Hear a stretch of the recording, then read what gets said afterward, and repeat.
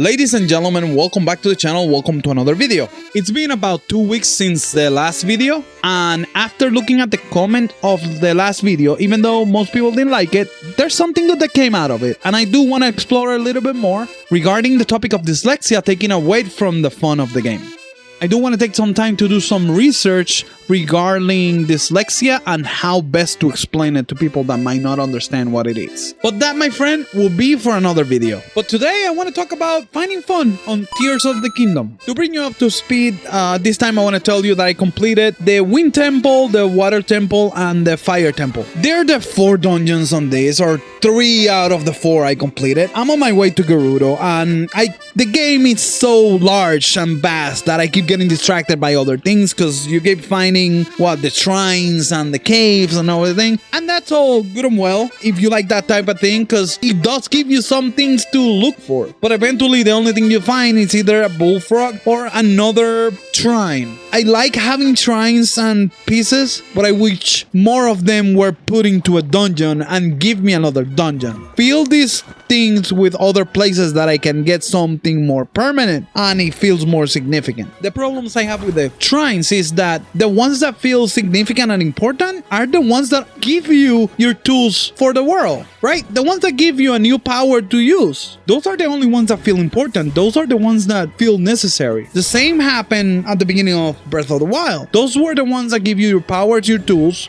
your runes to use around the world. And that's because it's done in the name of the open world. I think my biggest problem is that I wasn't ready for a more Breath of the Wild. I was ready for another Zelda game, and kind of over the years you get used to them completely changing not the formula, but completely changing the world, the look, and the style. And this time they decide to just go ahead, charge you more money, and let you go back to the same Hyrule that they did change and expand it, but it still feels like you're on the same open field place, that everything is way too separated and it takes forever to go. Yes, they give you more tools to move around and create your own vehicles, which is cool if you're into that kind of thing, but if you're not, you're gonna be finding that a little bit more difficult. Changing topics a little bit, let's talk about some bosses. I did find fun going out of my way and fight another bosses. I fought a Gleeok and a couple of Lynels. The Lynels are fun, they're still the same. All skills from Breath of the Wild will translate to battling these guys, and they're a fun challenge, right? I'm not gonna lie. I saw other bosses that I haven't engaged, like the big frog. I don't know the name, but I haven't engaged those. But going back and learning a little bit more and trying the stone taluses, and stone taluses, after you freaking know what to do, you know what to do. And that's the great thing about the boss fights, that when you know how to beat it and go for it, you will enjoy it because you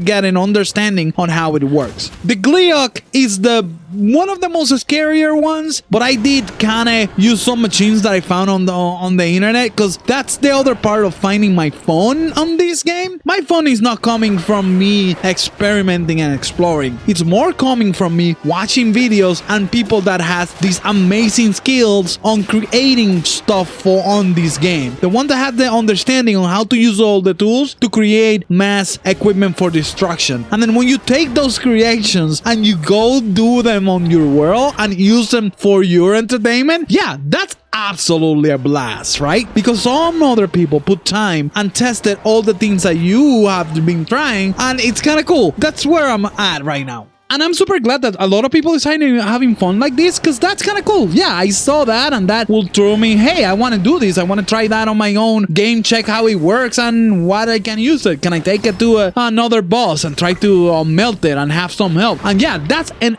absolute blast. And I'm glad that people understand this. Like I said before, I always seen the possibility of this game being awarded Game of the Year because they give you so many opportunities. I just wish it was a little bit more condensed at some points. Because let me tell you, this game is absolutely overwhelming. I do love that now every boss that you encounter on the Overworld, I don't know if they did this on Breath of the Wild, but they get a star next to the name every time you defeated them. I don't know if the star stacks again but it does mark that you at least defeated it once, and that's enough for me. I like when the game keeps track of things that I have done and tell me, hey, you already done this. If you want to take it, great. You need materials, great, but you don't have to. So I am definitely looking forward on spending more time and looking for all the overworld bosses, because that seems like a blast. I do still think that the koroks, there's still way too many, even though they're 1,000, and they're 1,000 because 100 of them are doubles. It's just absolutely ridiculous, especially when you need about 450 to finish your upgrades. I would be fine with it being 450 and give me 50 more to give me another silly stuff, but double the quantity. Even if you wanted to do double the quantity, make them disappear. Well, I don't need that many. I don't need a company telling me that my efforts don't get squat, because that's what it technically is. It's technically the company showing you that you spend so much time in this that you get the last thing that you probably can get is that golden poop, and it just gets a bad taste and tells people that your efforts are not worth it, and you know that's not good. On another note that has been super interesting on this is all the amount of glitches that were fine on vanilla and 1.1 updates of the game. That was fantastic, and it's being a godsend for anyone that doesn't want to actively involve themselves into the endless grind that this game requires you to do to upgrade stuff if you want to upgrade, because frankly you don't need to upgrade. It's nice so you're not getting one shot everywhere you get, because this time Hyrule seems like it hits a lot harder. You technically don't get one shot all the time. It's just sometimes if you're